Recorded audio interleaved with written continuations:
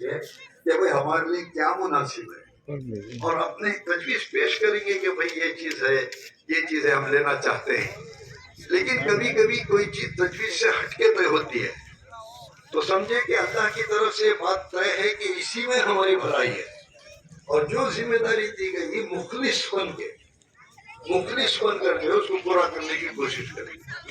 یہ انتظامی امور کی یہ چیزیں ہیں، اس میں ہمارا پورا جان مال لگے، خدمت کرے. ان کی نسبت پر آنے والے مہمان کا دل ہم توڑنا نہیں چاہتے. یہ میرا داماد ہے، میرا بہنوئی ہے، اس لیے بستر بہتر ہونا چاہیے، آج گھر میں اچھا کھانا پکنا چاہیے. ہر چیز اس کی رعایت رکھتی ہے. خون ناپاک ہے، حد سے زیادہ بدن پہ لگ گیا تو نماز نہیں ہوتی. ہمارے اجتماع میں آنے والے مہمان یہ خون کے رشتہ دار نہیں ہیں، ایمان کے رشتہ دار ہیں. ان کا اور ہمارا تعلق اللہ اور رسول کے ساتھ میں ہے. جی، ان کا اور ہمارا تعلق قلبے سے ہے، ایمان سے ہے. ان کی ہم مہمان نوازی میں کمی ہو جائے، ہمارا کوئی ساتھی آئے وہ سجدہ کرے، اس کی پیشانی کو کنکر چپ جائے. ہمارا کوئی ساتھی استنجے کے لیے جائے، پانی نہ ملے اور پیشاب کے خطرے ٹپک کے اس کے کپڑے ناپاک ہو جائے. ہمارا کوئی کمزور ساتھی کھڑا رہے، شوگر یا کسی اور بیماری کی وجہ سے اس کو وقت پہ کھانا نہ ملے. میرا دوست، یہ ہمارے کیسے مہمان ہیں، کیسے مہمان ہیں. کتنے واقعات حضرت شیخ نے لکھے ہیں. ایک اللہ والے نے سنا کہ کسی کی بکری ہے جس کے تھن سے دودھ اور شہد نکلتا ہے. تو انہوں نے ان سے پوچھا یہ بکری کہاں سے آئی؟ تو اس عورت نے کہا ہم بڑے غریب تھے، ہمارے پاس ایک ہی بکری تھی.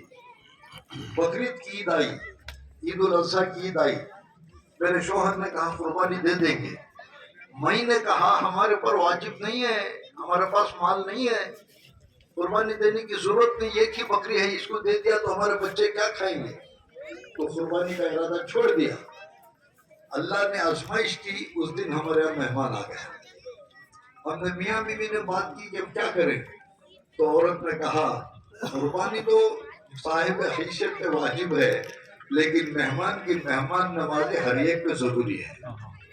مہمان ہمارے گھر میں اگر بھوکا چلے جائے یہ ہو نہیں سکتا. بکری کے سوا کچھ ہے نہیں ہمارے پاس، اسی کو ذبح کرو اور اسی کا گوشت پکا کے مہمان کو کھلاؤ.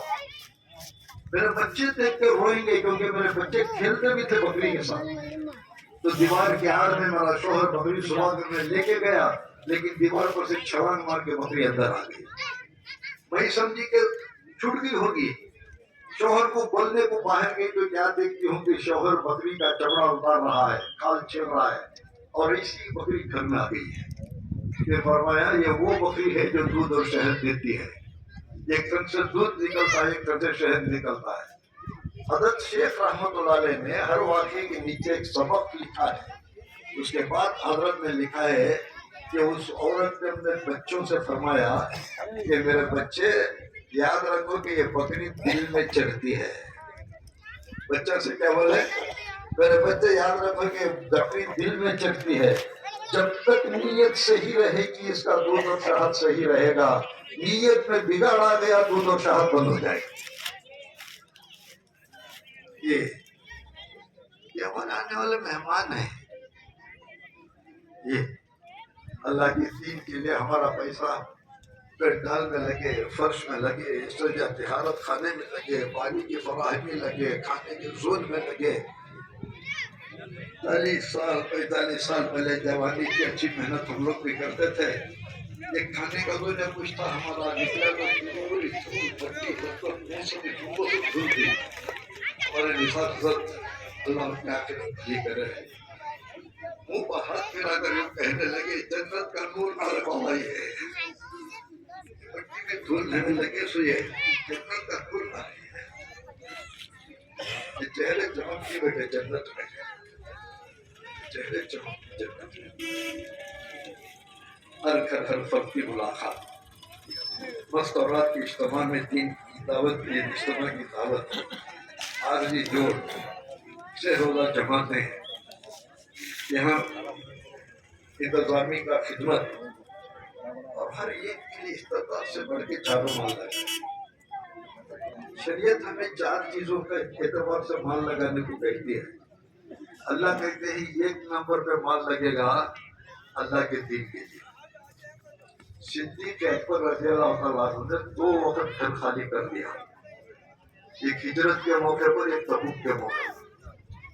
घर में नौजवान बच्चियां हैं, उनको कमाने खिलाने वाला कोई नहीं है, लेकिन घर में 1 दीनार 1 दिरहम नहीं है। इनके बाप वो बच्चियों का दादा रोते हुए घर को गया और यूं कहा कि मैंने मालूम अबू बकर का मिजाज, गया सो गया, वो तो गम दिया, सब लेकर चलेगा रहेगा। और पोतियों के गम में रो रही कि मेरी बेटी को क्या खाते हो। लेकिन उम्मत की माएँ थी, बकरे कंजरे रखी, उसने तो पैसे नहीं सिक्के थे, सुना कपड़ा उड़ाया। उनके दादा अंधे थे, वो अंधे दादा का हाथ रखकर कहा कि दादे अब्बा, अब्बा तो बहुत रखोगे, हमारे खाने की फिक्र ना करो। हज़रत शेख रहमतुल्लाह अलैह ने लिखा है, दादा क्या रोता, ये लड़कियां चीख पुकार करना चाहिए था, वो अल्लाह सिर को उठा लेती। अच्छे बाबा ने हमारे इसके हवाले कर दोगे, क्या करोगे, लेकिन वो